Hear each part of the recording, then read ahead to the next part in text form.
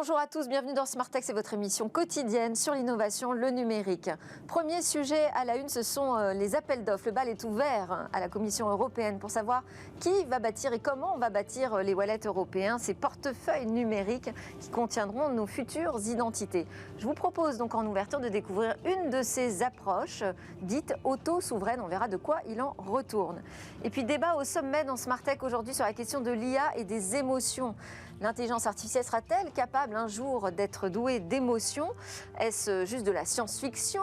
Joue-t-on à se faire peur? Ou alors y a-t-il des travaux en cours tout à fait sérieux dans ce domaine?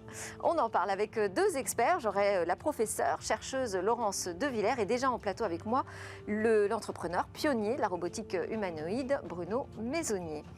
Et puis deuxième partie de Smart Tech, on s'intéressera là aux crypto-monnaies, à toute l'actualité autour des cryptos et on terminera avec notre nouvelle chronique Où va le web? Mais tout de suite, donc on parle de cette identité numérique demain auto-souveraine. C'est l'interview dans Smart Tech.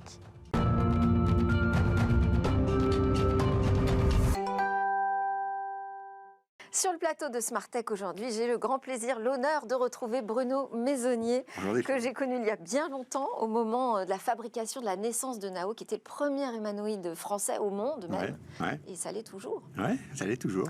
Merci. Bienvenue Bruno Maisonnier, donc fondateur et PDG de la société Another Brains, votre nouvelle entreprise. On débattra ensemble, mais surtout vous débattrez avec Laurence Devillers, professeure en IA à l'université Sorbonne Université, chercheur au CNRS, de cette capacité ou non future des IA à être douée d'émotions. Mais d'abord, je propose qu'on adresse un autre sujet avec Hervé Bonazzi. On va parler de notre future identité numérique au niveau européen. Bonjour Hervé. Bonjour Delphine. Vous êtes le président directeur général d'Archipel. Vous êtes déjà venu sur ce plateau pour nous parler de cette approche différente que l'on peut apporter demain dans le domaine de l'identité numérique. Archipel, on rappelle quand même, c'est un consortium qui réunit quelques gros acteurs publics français. EDF, Engie, la Caisse des dépôts. La Poste et la Caisse des dépôts, en effet. Et donc, vous travaillez ensemble autour de la vérification des identités, de la certification aussi des documents. Est-ce que vous participez, est-ce que vous en êtes là des pilotes de ces appels d'offres qui ont été donc lancés par la Commission européenne pour travailler sur ce futur wallet? Oui, alors la Commission européenne n'a pas encore donné son verdict. Ce sera probablement plutôt en octobre-novembre. Mais en effet, on a répondu en consortium avec la France. On a soutenu la mission française sur l'identité numérique, qui répond en consortium avec l'Allemagne et 15 autres pays, qui répond à cet appel d'offres pour déployer des pilotes à grande échelle pour déployer ce wallet d'identité numérique. Mais c'est quoi le problème avec le wallet? Parce que finalement, on a déjà plein de solutions technologiques autour de l'identité numérique. Je vais prendre quelques exemples. On a la carte biométrique, ça y est, on sait faire. On a des applications aujourd'hui déjà dans nos smartphones qui sont déjà appelées des wallets. On a France Connect pour se connecter de manière fiable, sécurisée sur les grands sites publics. Qu'est-ce qui nous manque? Qu'est-ce qu'on cherche encore comme solution technique? C'est quoi? C'est le Graal là qui Alors non, ce qu'on cherche, c'est d'avoir un standard pour l'identité numérique en Europe et que les outils d'identité numérique dans tous les pays membres soient compatibles entre eux, interopérables, et que vous puissiez effectuer les mêmes démarches dans un autre pays État membre avec votre application d'identité numérique française. Et donc l'enjeu, c'est ça, c'est de définir ces grands standards en Europe, de déployer des cas d'usage transfrontaliers. Mais on ne pourrait pas s'appuyer sur les solutions déjà existantes pour faire son choix. Il faut chercher encore quelque chose de différent. Qu'est-ce qui n'est pas satisfaisant aujourd'hui? Alors, ce qui n'est pas satisfaisant, c'est que, alors déjà, l'identité numérique n'est pas déployée dans tous les pays. En France, il y a une seule identité numérique de niveau substantiel qui est l'identité numérique La Poste, oui. Mais qui est en croissance, mais qui n'est encore pas utilisée par tous les citoyens.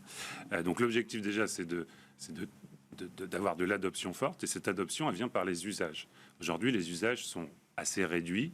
C'est souvent des démarches de services publics qui font qu'on utilise une identité numérique. L'idée, c'est d'avoir des cas d'usage du quotidien dans le secteur privé, notamment dans sa relation avec sa banque, la souscription à un crédit consommation, la location d'une voiture, vraiment de l'usage quotidien grâce à l'identité numérique. Mais ce serait possible, vous avez cité l'identité numérique de la Poste, ce serait tout à fait possible d'utiliser cette solution pour ces cas d'usage pratiques courants. Alors, non, Pas Pourquoi ? encore, parce que les identités numériques aujourd'hui sont uniquement la transposition numérique de l'état civil. Oui. Juste votre identité dite pivot, vos informations, Oui. mon prénom, enfin, les informations contenues sur votre pièce d'identité. Ça ne suffit pas pour louer une voiture, pour ouvrir un compte en banque qui va vous demander d'autres informations. Et c'est là où nous, on intervient avec Archipel. Donc pour nourrir de plus d'informations, davantage d'informations. De nourrir d'informations, de données personnelles certifiées, ces portefeuilles d'identité, donc de compléter finalement l'identité état civil par de la donnée, par votre preuve d'adresse, votre preuve de revenu, tout type d'informations personnelles nécessaires à effectuer des démarches finalement par la suite. Et là, la question, donc, c'est comment est-ce qu'on assure que l'utilisateur va avoir la main, le pouvoir sur ce qu'il distribue ou non comme information. Exactement. On Donc n'a c'est pas ça, forcément envie de tout partager au moment où on achète une nouvelle voiture, c'est par exactement exemple. ça, c'est ça l'identité dite auto-souveraine, Ouais. qu'on reprend le contrôle total de ces données. Donc c'est issu des concepts du Web 3. Le Web 3, c'est pas seulement les crypto-monnaies, c'est pas seulement les NFT ou le métavers. C'est aussi l'identité numérique. C'est ce concept de reprendre possession totale des données et rendre transparent Est-ce que ça, et c'est de pas une confiance les échanges. promesse qu'on nous fait à chaque fois de ce contrôle de l'identité par les utilisateurs, et puis ça se termine par plutôt l'inverse finalement? Alors, dans le web, comme il est aujourd'hui, oui, c'est l'inverse. C'est-à-dire qu'aujourd'hui, je partage probablement beaucoup trop de données sur Internet et j'ai besoin de transmettre beaucoup de choses. Je ne sais pas où vont ces données. Ouais. Je ne sais pas à qui. Souvent, on va me demander des documents pour des démarches un petit peu plus poussées. Encore une fois, souscrire un crédit conso, on va peut-être me demander mes fiches de paye, mon avis d'impôt, etc., où il y a de l'information confidentielle qui ne sont pas nécessaires à me délivrer un crédit. Avec l'identité autosouveraine, on va minimiser totalement l'information qu'on va transmettre au strict nécessaire, sous le contrôle de l'utilisateur dans son wallet. Et l'utilisateur va être au courant qu'on lui demande ces informations-là. Il va accepter de transmettre uniquement ces informations-là. Et ces informations-là sont des informations de confiance certifiées en amont. Il va falloir travailler sur les interfaces, parce que moi, c'est le discours qu'on m'avait tenu au moment du lancement de l'espace santé. On m'avait dit, c'est super, parce que vous allez pouvoir contrôler finalement qui partage quoi, qui vaut. Je ne contrôle pas du tout. Enfin, ou alors, je n'ai pas encore tout bien exploré dans les paramètres. Parce que ce n'est pas encore sur des concepts de... Vous travaillez notamment sur ce sujet, par exemple, sur les espaces santé, enfin toutes ces grandes plateformes numériques de services publics. Pour l'instant, non. On travaille toujours pas. On travaille pas sur les sujets de santé pour l'instant. On travaille sur des sujets surtout liés à la finance et aux usages de services publics et de services privés, type démarche des citoyens. La santé est un enjeu aussi pour la protection des données. Ce wallet standard européen, probablement, stockera aussi de la donnée de santé parce qu'il sera très sécurisé, totalement à votre main, et ça va vous permettre de protéger vos données. C'est ce qu'on espère. Alors moi, je dis ça passe par une interface déjà plus simple. On aimerait y croire, mais pour l'instant, on l'a pas vu. Quand ça passe à notre main, alors moi, je sais pas, ce que j'ai vu du RGPD, c'est que chaque fois que je vais aller sur un site, maintenant, on me demande, avant d'approuver tout un tas de trucs, ce que je fais, puisque de toute façon, j'ai envie d'aller vers le service. Donc, en fait, j'approuve tout un tas de données. Donc, c'est à ma main. Mais dans la pratique, j'ai pas le choix, quoi. C'est pas très facile. Je trouve que c'est pas très facile, non, effectivement. C'est pas facile, ouais. On nous laisse finalement pas véritablement un choix. Si, on nous laisse le choix, mais... Oui, enfin, c'est le choix de ne pas faire, de ne pas utiliser, de se priver finalement de quelque chose. Aujourd'hui, le RGPD permet quand même de refuser, imposer qu'on puisse refuser les cookies. Donc, on peut toujours, à chaque fois sur ces bandeaux, refuser. Et on n'est a priori pas tracé par les cookies du monde d'avant. Parfois, du coup, on ne peut pas lire l'article qu'on voulait lire. Oui. Après, c'est un problème de modèle économique aussi. Et je voulais aussi adresser, donc il y a la question du modèle économique, il y a la question des interfaces, puis il faut que ce soit simple pour pouvoir piloter ces données, puis il y a la question de la technologie qu'on utilise. Oui, alors nous... Elle aussi, il faut qu'elle soit souveraine. Alors oui, c'est un enjeu de souveraineté. L'identité numérique, de toute manière, est un enjeu de souveraineté française et européenne. C'est pour ça que la Commission européenne définit ses standards européens et fait ses appels d'offres auprès des États membres, auprès des sociétés de technologie européennes. Donc ça, c'est quand même très important. Et donc, l'idée pour nous, c'est on s'est formé en consortium d'acteurs industriels français, avec les grands industriels comme Thales, comme DocaPost. Donc on fait partie de ces acteurs qui vont Parce que porter ces Archipel, technologies. c'est pas une entreprise public, c'est Non, pas c'est- une organisation non, c'est une privée, société c'est une commerciale. réunion en fait. C'est une joint venture commerciale Ouais. entre la Caisse des dépôts, la Poste et des FNJ. Et on comporte une infrastructure de confiance souveraine basée sur technologie blockchain pour déployer ces cas d'usage et venir supporter une partie du système, une partie de l'infrastructure grâce à ces concepts du Web3 et de la blockchain. Et donc l'enjeu est vraiment d'avoir cette souveraineté parce qu'aujourd'hui les GAFA n'attendent pas. Le wallet Apple ou le wallet Samsung, Eh oui. dans certains pays, permet de stocker son permis de conduire, sa carte d'identité. Ce n'est pas le cas en Europe. Et c'est pour ça que l'Europe incite les États membres à créer ces portefeuilles numériques eux-mêmes, en tout cas avec leurs industriels, pour essayer de faire... En tout cas, moi, j'espère que cette approche auto-souveraine, elle me plaît beaucoup l'idée, ira jusqu'au bout. Merci beaucoup, Hervé Monazzi. Tenez-nous au courant de ces projets pilotes si vous en êtes. Je rappelle que vous êtes en attendant le président directeur général d'Archipel. C'est l'heure de notre talk dans Smart Tech. On va débattre des IA et des émotions. Alors, joue-t-on à se faire peur lorsqu'on imagine des intelligences artificielles douées d'émotions? Est-ce qu'on est plongé là dans une science-fiction un peu facile finalement? Ou est-ce qu'il y a véritablement des recherches, des travaux en cours pour y arriver? Est-ce qu'on pourrait y arriver dans un futur qui ne serait pas si éloigné que cela finalement? On va en parler avec deux experts. Nous avons avec nous connecté Laurence De Villers, professeure en intelligence artificielle à l'Université Paris-Sorbonne, chercheur au CNRS, spécialiste des interactions homme-machine, de la robotique affective ou encore de la détection des émotions.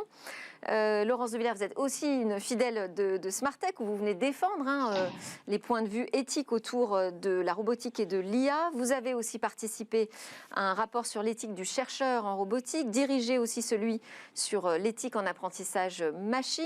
Je peux citer dans vos ouvrages notamment les robots émotionnels, santé, surveillance, sexualité et l'éthique dans tout ça qui est paru aux éditions de l'Observatoire. Bref, on est très heureux, Laurence, de vous avoir pour ce débat. Et puis, en plateau, Bruno Maisonnier, le fondateur, ancien patron d'Aldébaran Robotics, qui est devenu SoftBank Robotics. Vous avez créé l'entreprise en 2005 et créé notamment ce premier humanoïde français devenu une référence dans le monde, même un leader, on peut dire, face à ceux qui étaient des grands compétiteurs dans la robotique. On peut citer là aussi Sony, Google ou Microsoft. Aujourd'hui, vous êtes le fondateur PDG de la société Another Brains. Là, vous développez une intelligence artificielle de nouvelle génération, bio-inspirée, qui mime, je dirais, le cerveau humain. Enfin, en tout cas, c'est l'objectif. Pas exactement. Le but, c'est pas de mimer. Ouais. Le but, c'est que ça fonctionne. Et les modalités, la façon de fonctionner est proche du cerveau humain. Mais et vous dites, en tout cas, mon objectif, c'est de créer une IA qui soit aussi proche que possible de l'intelligence humaine. Ouais. Bon, Bonjour Laurence. Ça va faire deux beaux débatteurs, ça. Et puis restez avec nous en plateau, Hervé Bonazzi, avec qui on a parlé de l'identité numérique, pourrait évidemment poser des questions à nos experts. Je rappelle que vous êtes le PDG d'Archipel. Première question pour l'un de vous deux, Laurence ou Bruno, je ne sais pas. On met les pieds dans le plat tout de suite. Déjà, aujourd'hui, est-ce qu'il existe des IA douées d'émotions ou au moins, je ne sais pas, dans les labos, un début de signal qui nous ferait penser qu'une IA pourrait être douée d'émotions? Aujourd'hui, est-ce qu'on peut dire ça? Est-ce qu'on a les premiers signaux? Alors, je peux peut-être répondre à cette question. Laurence De Villers, oui. Dans les laboratoires, on travaille sur ce sujet de l'affective computing, c'est-à-dire détecter les émotions des humains, simuler des émotions par une machine, interpréter et raisonner sur ce qu'on vient de détecter, ou de lire sur le visage des humains ou sur leur comportement depuis une vingtaine d'années. Donc, on n'a pas des technologies qui sont encore très robustes. Par contre, on sent bien que ça a un intérêt pour des applications dans la santé, dans l'éducation. Et en même temps, les dernières technologies qui sont avancées, qui sont des perroquets stochastiques, par exemple, dans les agents conversationnels, qui sont des systèmes qui parlent à partir de nos données et qui vont transmettre des émotions aussi, eh bien, ils ont des effets qui sont produits par le hasard. Donc, on ne sait pas bien qu'est-ce qu'il en est. Mais en tout cas, je crois que la question n'est pas celle que vous posez, c'est-à-dire que la machine n'a pas d'émotion en elle-même. Elle est un perroquet Et donc, elle imite quelque chose. Elle est capable de détecter si vous êtes contente ou pas, et puis ensuite de générer un signal. Mais en tout cas, ce n'est pas une décision, une intention de la machine, même si certains chercheurs essayent d'aller dans cette direction, encore avec des algorithmes. Et donc, c'est surtout pas une émergence. Donc vous nous dites non, pour l'instant dans les labos, aucun signe d'IA émotionnelle. Bruno, vous allez réagir. Je voulais aussi, parce qu'on en a parlé sur ce plateau, de Blake Lemoine, l'ingénieur de Google, qui lui est presque parti en panique. Hein. Il était en train d'essayer d'apprendre à un chatbot à être de plus en plus pertinent. On ne va pas dire intelligent, enfin, de plus en plus efficace. Et puis d'un seul coup, il s'est dit, ah là là, attends, j'ai l'impression qu'en fait, ce chatbot est en train d'être conscient de lui-même. Il y a deux sujets qu'il faut avoir à l'esprit. Il y a d'abord une question d'horizon de temps. C'est-à-dire, est-ce qu'on parle, ce qui est votre question, est-ce qu'on parle de ce qui se fait aujourd'hui ou est-ce qu'on parle de où nous amène ce qu'on est en train de faire? Et c'est qu'est-ce qu'on aura dans 5, 10, 20 ans? Parce que c'est souvent ça la problématique. Puis après, il y a un deuxième sujet quand on parle d'émotion, c'est comprendre les émotions de l'interlocuteur de l'IA ou du robot, qui est un sujet. Et puis le deuxième sujet, c'est donner aux IA et aux robots une émotion réelle. Je parle des deux parce que c'est important.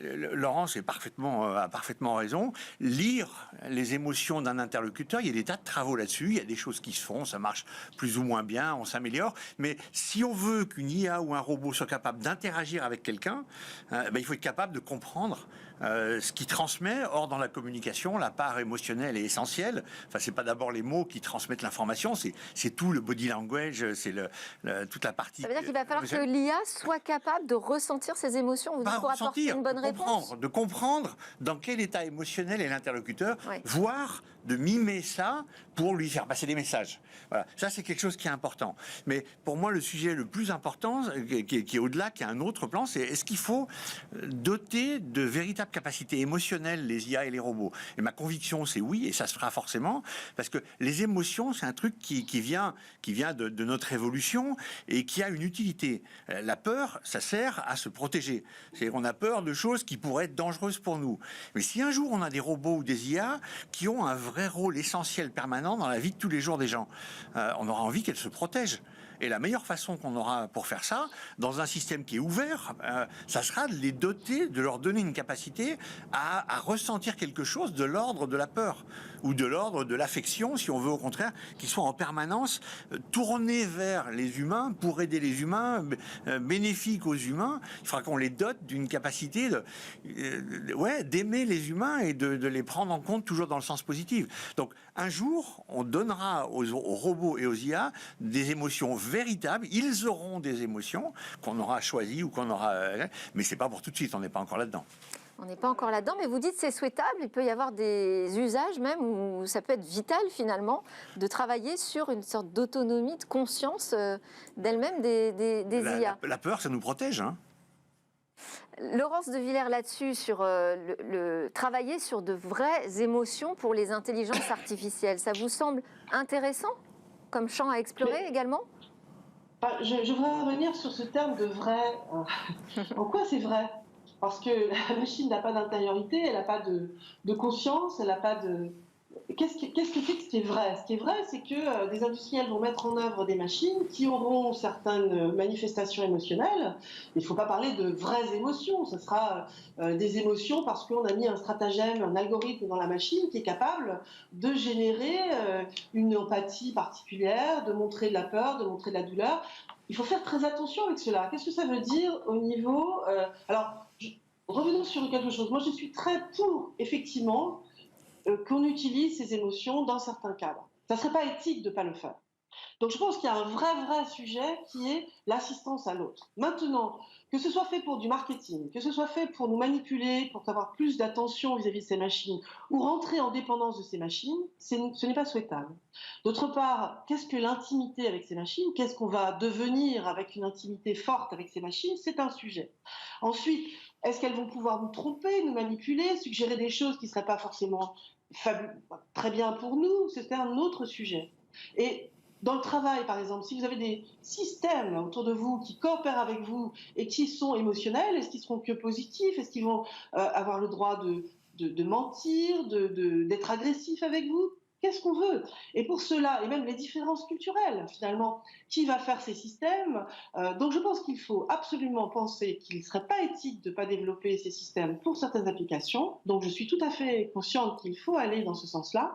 Mais bien sûr, à partir du moment où on modélise de l'émotion dans les machines, ça a un fort impact sur nous lorsqu'on sera en intimité avec eux, et ça a un fort impact sur la manipulation possible. Donc ce sont des choses à surveiller, et c'est pour cela que je travaille sur des normes maintenant. Donc il y a un trio, l'éthique. Qu'est-ce que c'est que ces règles éthiques qu'il nous faut absolument mettre dans construire pour évaluer ces systèmes, les lois qui vont arriver avec le AI Act, et puis le fait de faire des normes, c'est-à-dire pousser les industriels à surveiller, à pouvoir mesurer ce qui va se passer dans l'interaction avec ces machines joyeuses qui ont la douleur. Qu'est-ce que ça veut dire, la douleur d'une machine? Ça ne veut rien dire. Donc ce n'est pas une émotion réelle. Bon, et alors justement, si on parle de la réalité, on en est où aujourd'hui des capacités de ces IA? Parce que, bon, on appelle ça l'intelligence artificielle, et souvent on nous dit que finalement c'est assez bête. Hein, ce sont des programmes informatiques qui vont pas très loin. Et c'est vrai que nos expériences d'utilisateurs aujourd'hui, on n'est pas dans des labos, nous, mais vous avez on se rend compte des grandes limites de l'IA. Mais aujourd'hui, il y a zéro intelligence dans l'IA. C'est pas de l'intelligence. Aujourd'hui, c'est des calculs, c'est des statistiques, c'est de la catégorisation. Il y a zéro intelligence. C'est pas pour autant qu'il ne faudra pas y aller. C'est pas pour autant qu'on n'essaye pas de le faire.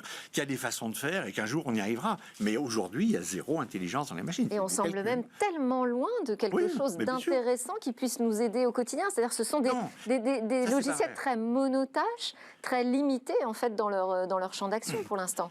Oui, mais si on prend des tâches sur lesquelles on veut catégoriser, c'est-à-dire dans une image, dans une photo, dans une radio, on veut détecter s'il y a des tumeurs, pas de tumeurs, etc. C'est-à-dire que c'est une tâche qui est limitée, qui est cernée. On est capable de le faire, quand c'est sur des champs cernés, de façon bien plus efficace que ce que font les humains. Et donc, c'est pas parce que c'est limité et que c'est cerné à quelque chose que c'est pas intéressant. Ça peut être hyper intéressant. Mais effectivement, dans un certain nombre de domaines cernés, on n'est pas du tout de l'ordre de l'intelligence. On fait de la statistique, là. Et quelle serait la condition pour que ces IA deviennent véritablement plus intelligentes et soient capables de mieux ressentir, de mieux comprendre nos émotions? Quelles seraient les bonnes conditions pour que ça se développe? Voilà, il y a plusieurs sujets différents. Comprendre des émotions et puis être intelligent, c'est deux sujets différents. Vas-y, Laurence. Laurence, oui. Oui, je veux bien dire ce que c'est que l'intelligence. C'est un sujet extrêmement compliqué. Pour l'humain, être intelligent, c'est rester en vie, par exemple. Donc, pour une machine, je ne vois pas bien ce que ça va être. Et puis, pour ressentir les émotions, nous, elles sont vraiment hybrides. Elles viennent de nos ressentis physiques. Donc, dans la machine, il n'y en a pas. Donc, pour moi, dans l'avenir, si on veut construire des machines qui auraient des réelles émotions, comme Bruno le suggère, ce sont des machines hybrides. Donc, il faudra mettre du vivant, des cellules de rats, de plantes, je ne sais pas. Il faudra inventer un hybride vivant artificiel. Parce que Bruno, votre IA, vous la désignez comme organique. Ouais. Vous travaillez quand même sur cette question de la rendre un peu vivante. C'est organique au sens bio, au sens anglais. Ouais. Parce que l'IA qu'on est en train de faire... Au sens du fonctionnement. Oui, c'est ça. C'est-à-dire que c'est une IA... on va dire human-friendly, bienveillante, au sens, parce que là, pareil, bienveillante, mais au sens où elle donne des résultats qui sont explicables, on comprend pourquoi elle propose telle ou telle décision, ça consomme très peu d'énergie, on gère pas, on n'a pas besoin de quantité de données, etc. Donc quelque chose qui est beaucoup plus acceptable par nous tous que des IA qui sont des boîtes noires, qui consomment une énergie monstrueuse, qui ont une empreinte carbone catastrophique. Voilà. Donc c'est dans ce sens-là qu'on les appelle bio, donc organiques. C'est dans ce sens-là. C'est pas dans le sens où elle fonctionne avec du biologique. Pas encore, mais est-ce que c'est l'intention? Parce que vous employez le terme organique, mais vous employez aussi le terme bio-inspiré. Oui, c'est pas du tout notre intention. Par contre, notre intention, c'est de comprendre ce que beaucoup de gens font, comment fonctionne le cerveau, la nature, etc. Il y a des tas de choses qu'on comprend pas, mais il y a des tas de choses qu'on comprend. Se servir de ce qu'on comprend déjà pour essayer de le dupliquer, de faire la même chose. Moi, je suis fasciné, par exemple, par les insectes sociaux. Je lis plein de bouquins sur les comportements des abeilles. Eh ben, on voit des êtres qui sont individuellement assez primitifs, assez primaires, pas vraiment intelligents, et qui collectivement arrivent à résoudre des problèmes qui demandent des fonctions cognitives supérieures. comment on passe de l'un à l'autre. Chez les humains, c'est peut-être un peu pareil d'ailleurs. Oui, mais bien sûr, voilà. Mais c'est pareil au niveau des humains, mais c'est pareil au niveau de ce qu'il y a dans le cerveau. Ouais. Et donc la question, c'est comment extrapoler à partir de ce qu'on trouve dans la nature des choses qu'on pourrait appliquer pour faire des intelligences réelles, au sens où elles sont capables de décider sur des situations qu'elles n'ont jamais vues avant. Voilà, c'est ça l'objectif. Laurence de Villars, vous vouliez réagir, oui. Et moi, j'avais aussi une question pour vous, peut-être pour enchaîner. Comment vous qualifieriez la qualité aujourd'hui des IA dans leur capacité à singer déjà des émotions et à interpréter les nôtres? On en est où? À quel niveau sont-elles, ces IA? Donc, ce sont des objets statistiques avec une partie stochastique. Stochastique, ça veut dire qu'elles sont capables de générer des choses au hasard. Donc, c'est à la fois des régularités, donc on va trouver dans le langage ou dans les comportements humains, et puis en même temps, à partir de ces données qu'elle récupère auprès des humains, l'apprentissage machine, à partir de réseaux de neurones qui n'ont rien à voir avec les cellules de mon cerveau, elles vont être capables, et des architectures assez simples, elles sont capables de générer des comportements. Mais il n'y a rien d'émotionnel réellement, il n'y a rien de ressenti, si vous voulez. Donc, je crois que la grande erreur qu'on fait actuellement, c'est de parler de simuler le cerveau. Or, un être humain, c'est pas un cerveau, c'est d'abord un corps, d'ailleurs, qui reçoit le cerveau. Notre cerveau, il est dans notre corps. Et donc, c'est cette toute interaction très riche qui existe entre le corps et le cerveau, qui est pour l'instant non comprise et qui n'est pas du tout facile d'imaginer reproduire sur une machine. On en est extrêmement loin. Et comme je vous disais, il faudrait au moins qu'il y ait des viscères, des choses qui réagissent. Alors, est-ce que c'est de l'ordre du quantique? Il y a des tas de possibilités qui sont avancées. Il y a des gens qui font des recherches partout sur, effectivement, le biomimétisme à différents degrés. Mais on est à des années-lumière de comprendre ce que c'est, parce qu'on ne comprend déjà pas le substrat de la pensée, les émotions. On a du mal à comprendre aussi biologiquement cette machine chimique qui se passe. C'est des signaux chimiques et physiques qui sont extrêmement compliqués. On avance, mais plus on avance, plus on découvre aussi des choses qui sont d'une complexité importante. Et pour moi, on en est très très loin. Bruno? Et est-ce qu'on y arrivera un jour? J'enchaîne avec une autre question, vous voulez réagir là-dessus? Allez-y avec une autre question, Allez. je ferai une synthèse globale. Ok. Il y a aussi cette dualité, je dirais, chez les humains. C'est-à-dire qu'à la fois, on s'inquiète, on s'angoisse énormément de l'arrivée d'IA super intelligentes, dotées d'émotions et de conscience d'elles-mêmes et tout ça, qui pourrait donc peut-être prendre le dessus sur nous, finalement. Et d'un autre côté, ce qui nous fait le plus rêver, ce sont justement les robots humanoïdes. Il n'y a qu'à voir la démonstration, au CES cette année. Ça a été l'attraction, l'humanoïde Ameca. Première démonstration, ça a été l'attraction, ils ne s'attendaient pas à un tel succès. Ça nous fait rêver, on en a envie, en fait. Oui, mais c'est vrai, mais le premier pan sur le fait de faire peur, c'est quelque chose qui a déjà été analysé des centaines de fois par les historiens, parce que tout au long de l'histoire de l'humanité, on a passé notre temps à inventer des nouvelles technologies qui ont toutes eu des conséquences positives et des conséquences négatives. C'est-à-dire, bêtement, on regarde le feu, on regarde l'électricité, on regarde la vapeur, tout a eu des conséquences positives et des conséquences négatives. Et ce que l'humanité sait super bien faire, c'est tirer les leçons des problèmes, des gens qui ont utilisé à dessein de façon négative, etc., ou des problèmes qui sont arrivés par hasard, et puis de créer les boucles de feedback, créer les contraintes, les régulations, etc., pour essayer d'en tirer surtout du positif. Donc l'humanité sait très bien faire ça. Mais la réaction psychologique normale quand arrive une nouvelle technologie, c'est la peur. On a tous en tête, ou plus ou moins, les images... La peur, mais aussi l'admiration. Ouais, mais les images de la locomotive, le film des Frères Lumière, où il y a premier cinéma, où on voit une locomotive qui arrive vers la salle, et la salle en panique de voyant arriver la locomotive. Voilà. Et il y a eu des tas de trucs. Il y a Le Verrier, qui est un grand scientifique français du 19e siècle, qui a calculé que si on rentre dans un tunnel avec un train, à l'époque des trains, c'était le début des trains, si on rentre dans un tunnel avec un train, la surpression va écraser la cage thoracique de l'homme. Donc il y a tout un tas de gens sérieux, etc., qui regardent, on est dans la peur, et jusqu'à ce qu'on arrive à dominer, à maîtriser, à avoir exploré différents trucs. Et là, on met les contraintes, on met les réglementations qui font qu'on en tire plutôt du positif. Mais c'est normal, ça arrive tout le temps. Bon, Ça c'est va arriver normal. avec l'IA, avec la robotique. Il y aura des problèmes, il y aura du positif, et on mettra les réglementations et les règles qui vont bien, et on en tirera surtout du positif. Mais moi, je vous prends un peu à contre-pied tous les deux là-dessus, parce que je vois quand même que c'est très désirable, ces robots humanoïdes qui singent nos expressions, qui ont l'air si humains. C'est aussi quelque chose de désirable quand on voit l'attention qui est portée par le public à ces expérimentations. On peut parler aussi de Erika, la première présentatrice qui a obtenu un rôle au cinéma. Donc, si c'est désirable, ça veut dire qu'il va y avoir un business qui va naître autour de ça aussi. Laurence de Villers, sur ces recherches aussi qui sont faites du côté de l'entreprise, parce qu'on voit bien les débouchés de ces robots émotionnels. Oui, je pense que ça intéresse énormément le monde économique, puisqu'on se rend compte du fort pouvoir de manipulation de ces machines émotionnelles. Comme vous dites, il y a un désir. De toute façon, fondamentalement, l'être humain veut se prendre pour Dieu, là, quelque part. Il veut créer des êtres à son image. Il y a déjà quelque chose derrière d'incroyablement proche des mythes fondateurs de l'humain qui va chercher à reproduire toujours une forme humaine qui lui ressemble. Donc, c'est assez étrange. Pourquoi d'ailleurs le monde masculin s'intéresse énormément à ça, plus que le monde féminin? On pourrait se poser la question. Ça, je ne sais pas.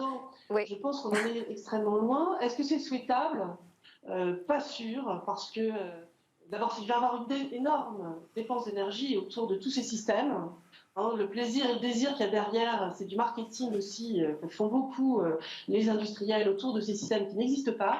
Et je pense qu'on ne fera pas une machine intelligente si elle n'a pas physiquement, qui nous ressemble en tout cas, si elle n'a pas physiquement aussi une façon de ressentir. Et ça, on ne l'a pas si on n'a pas de vivant.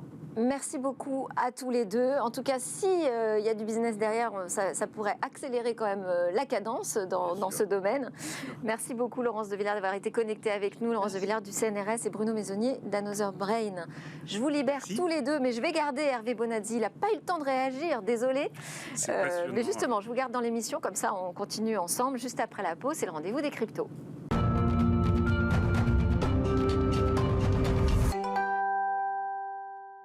Vous êtes de retour sur le plateau de Smart Tech. Ici, on parle d'innovation, on parle de société numérique et aussi de crypto. C'est le rendez-vous où on va vous analyser, vous expliquer un peu quelles sont ces grandes actualités du monde de la crypto avec Claire Balva qui nous a rejoint en plateau. Bonjour. Bonjour. Vous êtes cofondatrice de Blockchain Partner et directrice de Blockchain et Crypto chez KPMG France. Et restez avec moi également en plateau Hervé Bonazzi, le PDG d'Archipel.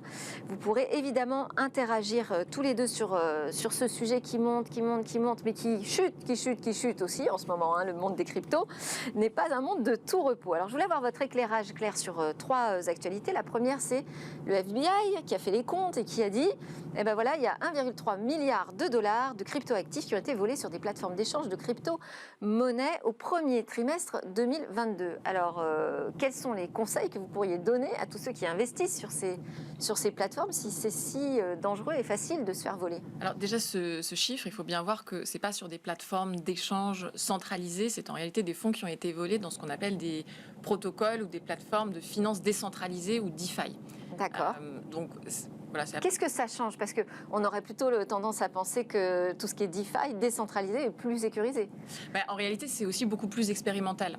Il y a eu des hacks sur des plateformes d'échange centralisées au début de la crypto, mais on voit aujourd'hui que les hacks sur les plateformes d'échange classiques centralisées sont plutôt en diminution. D'accord. Alors que la DeFi reste beaucoup plus expérimentale. Et donc, ce qu'on voit apparaître, c'est par exemple des erreurs dans des codes, ce qu'on appelle des contrats intelligents. Et le code dans la DeFi est très important parce qu'en fait, il remplace les intermédiaires financiers traditionnels et centralisés. Et donc, quand il y a une erreur dans ce code, effectivement, ça peut laisser le chemin pour des hackers pour venir dérober beaucoup de fonds. Comme une faille informatique dans un logiciel. Exactement. Donc, mon conseil, c'est de n'utiliser ce type d'application que si vous êtes un peu acculturé et que vous êtes capable d'aller faire votre due diligence personnelle, si vous êtes capable d'aller vous renseigner un peu en détail sur ce que vous utilisez. Pas aller utiliser des applications que vous ne comprenez pas. Donc voilà, mon simple conseil, c'est que si vous allez sur des plateformes d'échange centralisées, regardez si ces plateformes sont régulées, regardez si ce sont des grandes plateformes connues. Vous pouvez aussi stocker vos fonds personnellement, par exemple, sur un ledger. Et puis, si vous voulez aller dans des applications financières complexes, renseignez-vous bien sur ce que vous utilisez. Est-ce que la plateforme, on va dire le fonctionnement de Bitcoin aussi est soumis à des fragilités ou finalement est-ce que c'est pas le système le plus robuste? Alors, effectivement, quand on parle de hack ici, on ne parle pas vraiment de hack de la blockchain elle-même. On parle vraiment de hack sur les applications qui fonctionnent sur ces blockchains. Alors d'ailleurs, dans la finance décentralisée, c'est plutôt sur Ethereum que ça se passe. Ce n'est pas sur Bitcoin. Sur Bitcoin, en réalité, il y a une grande solidité technique. Ça fait partie des protocoles les plus décentralisés. Ça ne veut pas dire que vous ne pouvez pas vous faire voler vos bitcoins, mais ça, c'est un sujet de plateforme d'échange, ce n'est pas le sujet du protocole lui-même. On peut très bien, par exemple, avoir des problèmes avec Facebook ou avec Twitter sans qu'Internet lui-même soit remis en cause. D'accord. Deuxième sujet, c'est sur la sobriété numérique. Vous avez parlé d'Ethereum. Justement, ils ont un gros projet, là, pour la mi-septembre. Ils nous disent qu'ils vont descendre leur consommation énergétique de 99,95%. Oui, alors c'est un projet qui est prévu depuis des années, c'est pas nouveau du tout. C'est un projet qui consiste à changer d'algorithme de consensus.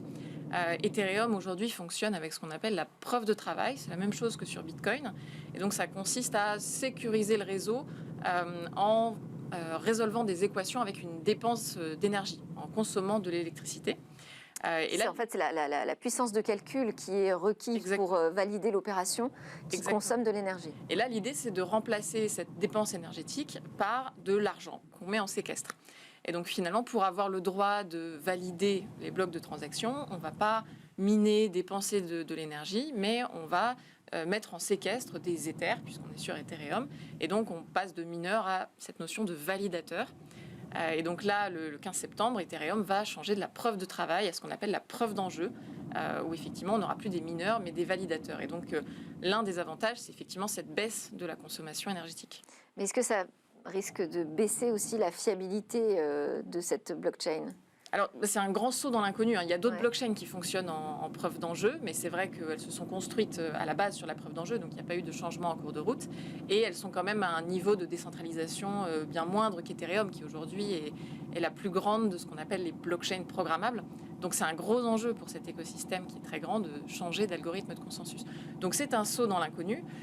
L'une des conséquences probables, c'est que ça va accentuer le niveau d'institutionnalisation du réseau. Ça va donner du pouvoir, par exemple, aux exchanges qui ont beaucoup de liquidités.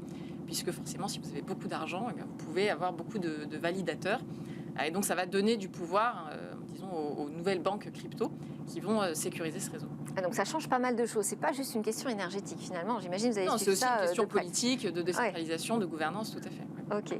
Vous avez une question peut-être pour Claire Balva sur ce monde des cryptos. Vous devez surveiller puisque vous travaillez sur la blockchain. Oui, on travaille sur sécuriser les identités. Sur la blockchain, mais avec une blockchain dite permissionnée, donc un algorithme proche de la preuve d'enjeu, qui est la preuve d'autorité. Donc en effet, l'idée c'est d'avoir une blockchain très efficiente énergétiquement. Mais je connais bien ces sujets. Le problème de ce saut dans l'inconnu d'Ethereum, en effet, c'est ça, c'est potentiellement une perte de la décentralisation, en tout cas plus de centralisation sur des gros acteurs, et donc ça fait débat dans la communauté. Et surtout, on risque aussi finalement d'avoir un Ethereum Proof of Work qui va persister. Oui. Donc on a un fork en fait de la chaîne, et donc parce que les mineurs qui aujourd'hui ont beaucoup investi en matériel doivent le rentabiliser, donc vont probablement continuer à maintenir une autre chaîne Ethereum pendant quelques temps pour finir de rentabiliser ce matériel. Donc c'est vraiment un événement inédit dans le monde de la blockchain, ce passage du Proof of Work au Proof of Stake. Donc une actu très importante. Il y en a une autre, c'est le projet de loi de finances. Oui. Les acteurs de la crypto, ils attendent quoi de ce Là, le principal enjeu, ça va être surtout une simplification de la fiscalité, notamment pour les particuliers. On parle des acteurs de la crypto, c'est vrai que c'est important pour eux quand on est une entreprise dans le secteur, mais là, l'enjeu, c'est surtout pour les particuliers qui, auparavant, risquaient d'être requalifiés en termes de fiscalité s'ils avaient une grande fréquence de trading de crypto-monnaie. Et donc là, l'idée, c'est vraiment de mettre tous les particuliers sur ce qu'on appelle le prélèvement forfaitaire unique et d'éviter le risque de requalification en professionnel lorsque vous aviez beaucoup de trading. Ça apportera une sorte de sécurité fiscale. Exactement. Merci beaucoup. Claire Balva, cofondatrice de Blockchain Partner, directrice de blockchain et crypto chez KPMG France. Vous restez avec nous également. Merci Hervé Bonazzi. À suivre, c'est Où va le web ? Où va le web? Donc notre clin d'œil quotidien à ces futurs possibles d'Internet, à ce Web 3, qu'est-ce qui s'y passe comme type d'innovation? Eh bien, Eva Bensadi va nous parler aujourd'hui de l'arrivée du premier distributeur de billets dans le métavers.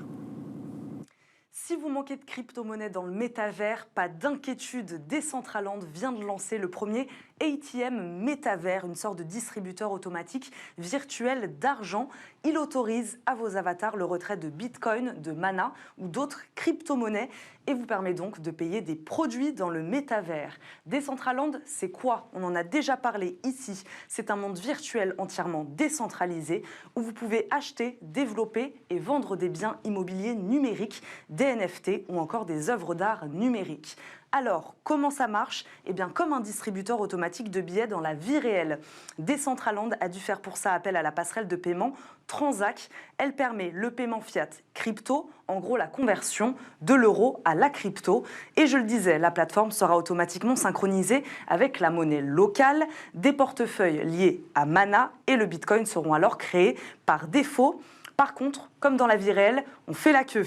Des utilisateurs ont déjà signalé sur les réseaux sociaux des files d'attente virtuelles pour utiliser le guichet automatique de crypto-monnaie, pouvant aller jusqu'à 26 minutes. Quel est l'objectif alors de cette ATM pour les développeurs de Decentraland? Donner aux utilisateurs un voyage plus transparent lorsqu'ils naviguent sur le Web 3. Ils veulent aussi réduire le manque de connaissances nécessaires pour opérer dans Decentraland. Parce que les ATM de crypto, ce n'est pas nouveau. Il en existe déjà dans le monde réel.